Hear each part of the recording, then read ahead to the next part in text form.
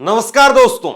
दिल्ली में चुनाव खत्म हो गए, हरियाणा में इससे पहले चुनाव खत्म हो गए थे, लेकिन दिल्ली और हरियाणा में एक साथ भारतीय जनता पार्टी का एक्शन दिखाई दे रहा है। एक तरफ हरियाणा के अंदर अपनी सरकार के मंत्री पर भाजपा एक चिट्ठी जारी कर देती है। अनिल विज की मैं बात कर रहा हूं, जिसकी खबर मैंने आपको कल और परसों भी बताई थी। अनिल विज ने आज अपना जवाब दिया, लेकिन जवाब देने के बाद में उन्होंने वो चिट्ठी फाड़ दी। ये चिट्ठी फाड़ना ये दर्शाता है कि ये लड़ाई यहीं पर खत्म नहीं होगी और 3 दिन कल बीत जाएंगे और भाजपा इसमें क्या एक्शन लेती है पता चलेगा। दूसरी तरफ दिल्ली की लड़ाई आप देखिए। हरियाणा में 3 दिन का समय दिया गया था जवाब देने के लिए, तो दिल्ली के अंदर एक विधायक को पकड़ने के लिए 3 राज्यों में पुलिस घूम रही है और दिल्ली पुलिस की 3 अलग अलग ब्रांच वो घूम रही है। क्राइम ब्रांच घूम रही है, दिल्ली पुलिस की स्पेशल टीम घूम रही है और इसके साथ साथ लोकल पुलिस भी घूम रही है। और ये अमानतुल्लाह खान की गिरफ्तारी के लिए हो रहा है। अमानतुल्लाह खान अपनी चिट्ठी लिख देते हैं दिल्ली पुलिस के कमिश्नर को और दिल्ली पुलिस के कमिश्नर को कहते हैं कि मैं कहीं नहीं हूं, मैं ओखला के अंदर ही अपनी ही विधानसभा के अंदर हूं। लेकिन कमिश्नर कहते हैं कि हमें तो ऐसी कोई चिट्ठी नहीं मिली। 3 दिन के भीतर दूसरी बार उनके घर के ऊपर 2 बार लेटर चिपका दिया गया। सवाल अब यह है कि दिल्ली और हरियाणा की राजनीति क्या मोदी शाह अपने ही स्टाइल में निपटाने में लगे हैं? दिल्ली और हरियाणा में जिस तरीके से बीजेपी को मुश्किलों का सामना करना पड़ा, क्या उन मुश्किलों को निपटाने में मोदी और शाह लग गए हैं? क्योंकि अनिल विज भी कहने के लिए मंत्री हैं, कहने के लिए सरकार के सीनियर विधायक हैं, लेकिन यह भी उतनी ही सच बात है कि वो सरकार की गले की फांस भी बन गए हैं। डिटेल में इन दोनों पर बात करेंगे, लेकिन सबसे पहले ये देखिए, अनिल विज वो गए हुए थे बेंगलुरु के दौरे पर। 3 दिनों के लिए बेंगलुरु के दौरे पर गए हुए थे और जैसे ही वो आए तो उन्होंने कहा कि भाई अभी तो नहाएंगे, खाना खाएंगे, फिर उसके बाद तसल्ली से जवाब देंगे। भाजपा के कारण बताओ नोटिस के ऊपर अनिल विज ने कहा, तभी से साफ हो गया था कि इनके तेवर कैसे हैं। और इसके बाद में आज इन्होंने प्रेस के सामने आकर के कहा कि मैंने जवाब भेज दिया है, 8 पन्नों की चिट्ठी बाकायदा भेजी है और उस चिट्ठी को मैंने फाड़ दिया है। बाद में यह भी खबर निकल करके सामने आई कि जो चिट्ठी इनके द्वारा भेजी गई है उस चिट्ठी को लीक कर दिया गया। अब ये चिट्ठी किसकी तरफ से लीक हुई है, इस चिट्ठी में क्या बवाल है, उस पर बात करेंगे, लेकिन उससे पहले उनकी ये प्रतिक्रिया जरा सुनिए। चिट्ठी लिखी और डिस्ट्रॉय की, उसकी भी कतरने मैंने जेब में डाल रखे हैं, घर जाके जलाऊंगा। लेकिन जो नोटिस मिला था आपको वो मीडिया के थ्रू ही मिला था, मीडिया में भी आया सार्वजनिक नहीं, वो मीडिया में कैसे आया अब ये जांच का विषय है कि इतनी एक सीक्रेट कम्युनिकेशन है 2 लोगों के बीच में, और वो मीडिया में कैसे आई, कौन लीक कर रहा है। अब पार्टी चाहे उसकी भी जांच करा सकती है, ना चाहे। अनिल विज को हरियाणा में गब्बर सिंह कहा जाता है। अब गब्बर सिंह जो है वो पीछे हटेंगे, गब्बर सिंह झुकेंगे या सरकार जो है वो थोड़ा सा नरमी इनके प्रति दिखाएगी? सवाल ये है। गब्बर सिंह ने कहा था कि हरियाणा बीजेपी के अध्यक्ष, उनके ऊपर दुष्कर्म के आरोप लगे हैं, लिहाजा उनको इस्तीफा दे देना चाहिए। एक ये बड़ा मसला है जिसकी वजह से बीजेपी नाराज है कि आप जो है इतनी बड़ी बात अपने ही भाजपा के अध्यक्ष के खिलाफ कैसे कह रहे हैं। दुष्कर्म की बात पर आप इस्तीफा क्यों मांग रहे हैं? जबकि आप बताइए ये सही है या नहीं कि किसी पर दुष्कर्म के आरोप लगे हैं तो उसको इस्तीफा देना चाहिए या नहीं? दूसरा जो बड़ा इनके ऊपर जो आरोप लग रहा है वो ये है कि इन्होंने मुख्यमंत्री को ही उड़न खटोले का मुख्यमंत्री बता दिया कि हेलीकॉप्टर में रहने वाले मुख्यमंत्री हैं, जमीन पर नहीं उतरते हैं, जमीन पर उतर करके लोगों की बात सुनने का काम नहीं करते हैं। और तीसरा बड़ा आरोप इन्होंने लगाया कि ये मुख्यमंत्री गद्दारों के से घिरे हुए हैं।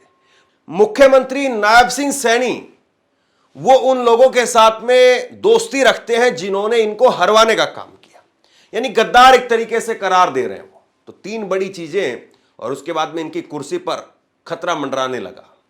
और सब जानते हैं कि इनकी जो चिट्ठी लिखी गई और साथ ही साथ राजस्थान में किरोड़ीलाल मीणा को चिट्ठी लिखी गई, वहां पर भी 3 दिन का समय दिया गया। किरोड़ीलाल मीणा ने भी जवाब भेज दिया है, लेकिन अब भाजपा देखते हैं कि इस पर क्या करती है। अब आइए दूसरी बड़ी खबर पर। अमानतुल्लाह खान। अमानतुल्लाह खान 2 दिन पहले ही मुख्यमंत्री बने थे, डिक्लेयर हुए थे, और अमानतुल्लाह खान पर आरोप लगा दिया कि अमानतुल्लाह खान एक हत्या के प्रयास के आरोपी को बचाने का काम कर रहे हैं। दिल्ली पुलिस की क्राइम ब्रांच की यूनिट वो गई थी ओखला के अंदर एक व्यक्ति को पकड़ने के लिए, और उसको जो है भगाने का काम किया अमानतुल्लाह खान ने, और अमानतुल्लाह खान ने इसके साथ साथ सरकारी काम में बाधा पहुंचाने का काम किया। यह क्राइम ब्रांच का कहना है, दिल्ली पुलिस का कहना है, लेकिन अमानतुल्लाह खान ने कहा कि ऐसा कुछ नहीं है और ये मुझे जबरदस्ती दोबारा से जेल में डालना चाहते हैं, क्योंकि पहले भी अमानतुल्लाह खान को जेल भेज दिया गया था, तिहाड़ भेज दिया गया था। और अब अमानतुल्लाह खान को क्राइम ब्रांच, उसके बाद में स्पेशल टीम और उसके बाद में लोकल पुलिस, ये 3 अलग अलग टीमें दिल्ली पुलिस की वो ढूंढ रही है, छानबीन कर रही है। ये वेस्टर्न यूपी के अंदर जो है वो इनको लेकर के छापे मारे जा रहे हैं, या इनको लेकर के वहां पर दबिश दी जा रही है। इसके साथ साथ राजस्थान में और पंजाब के अंदर 3 राज्यों में दिल्ली पुलिस की 3 अलग अलग टीमें वो छापे डाल रही हैं, दबिश डाल रही है।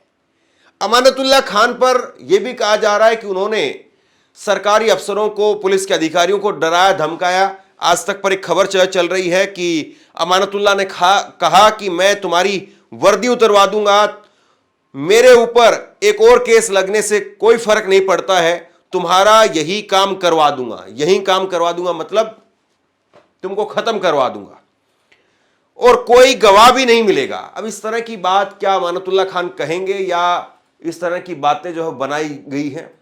अमानतुल्लाह खान जानते हैं कि अब उनकी पोजीशन क्या है, उनकी हार हुई है, उनकी पार्टी की हार हुई है। अमानतुल्लाह खान जीते व्यक्तिगत तौर पर, लेकिन आम आदमी पार्टी जीत के बाद में हो सकता था कि कुछ होता, लेकिन जीत के जब आम आदमी पार्टी जीती हुई थी तब भी हम जानते हैं कि चाहे अरविंद केजरीवाल हो, चाहे संजय सिंह हो, चाहे मनीष सिसोदिया हो, सत्येंद्र जैन हो या अमानतुल्लाह खान हो, इन सबको जेल में डाला ही। तो जब पार्टी सत्ता में थी तब पार्टी इनको रोक नहीं पाई या रुकवा नहीं पाई। तो अब पार्टी जब विपक्ष में आ गई है, हार गई है और बुरी तरह से हारी है, तो अमानतुल्लाह खान क्या ऐसी भाषा बोलेंगे, या अमानतुल्लाह खान पूरी तरह से रडार पर हैं और अमानतुल्लाह खान को निपटाने की तैयारी चल रही है? यह अपने आप में बड़ा सवाल है। पुलिस की तरफ से कहा जा रहा है कि अमानतुल्लाह खान वो अब पेश हो और पेश होकर के अपना पक्ष रखने का काम करें। खबर यह भी निकल करके सामने आ रही है कि अमानतुल्लाह खान पर हो सकता है कि मकोका के तहत मुकदमा दर्ज कर दिया जाए। अब जरा सोचिए आप ओखला के बारे में। ओखला में अमानतुल्लाह खान जो कि मौजूदा विधायक थे, दोबारा से उम्मीदवार थे, और इनके साथ में एमआईएम के सिफाउर रहमान वो वहां से उम्मीदवार थे, अरीबा खान कांग्रेस की तरफ से उम्मीदवार थी, और मनीष चौधरी भाजपा की तरफ से उम्मीदवार थे। ओखला के लोगों ने अमानतुल्लाह खान पर भरोसा दिखाया, उनको जिताया। लेकिन अगर अमानतुल्लाह खान भी जेल चले जाते हैं तो बताइए फिर ओखला का क्या होगा? क्योंकि ओखला में तो हम सब जानते हैं कि किस प्रकार की राजनीति रही है, और ओखला में वो शाहीनबाग का इलाका। तो अमानतुल्लाह खान को क्या वाकई जेल भेज करके एक ये पहली शुरुआत हो रही है? भाजपा के सरकार में आने से पहले पहले एक स्पेशल गिफ्ट किसी को देने की तैयारी चल रही है? और क्या अमानतुल्लाह खान को जेल में भेज करके बाकी लोगों पर, आम आदमी पार्टी के बाकी नेताओं पर दबाव बनाने की एक रणनीति चल रही है? अमानतुल्लाह खान कह रहे हैं कि वो अपनी ही विधानसभा के अंदर हैं, लेकिन 2 दिन से उनका फोन स्विच ऑफ है। उनकी लास्ट लोकेशन वो साउथ ईस्ट दिल्ली के अंदर मिली, और तब से उनका फोन नहीं मिल रहा है। पुलिस उनके घर पर जा रही है तो घर पर वो है नहीं। अब सवाल यही है कि एक विधायक को भागे भागे फिरना पड़ रहा है। एक विधायक जो है वो इस वक्त में पुलिस के अनुसार अंडरग्राउंड है।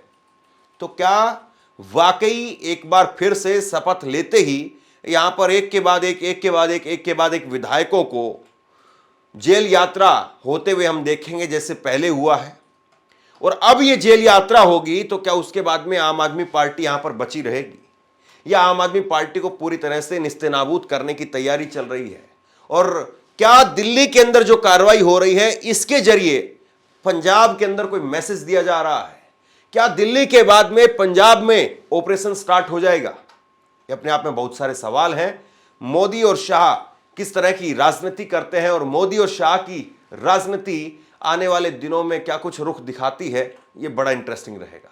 आप क्या सोचते हैं नीचे कमेंट बॉक्स में लिख करके जरूर बताइए। इस वीडियो को शेयर कीजिए और इसी तरह की तमाम खबरों के लिए ऑनलाइन न्यूज़ इंडिया को सब्सक्राइब कीजिए। आपका बहुत बहुत धन्यवाद।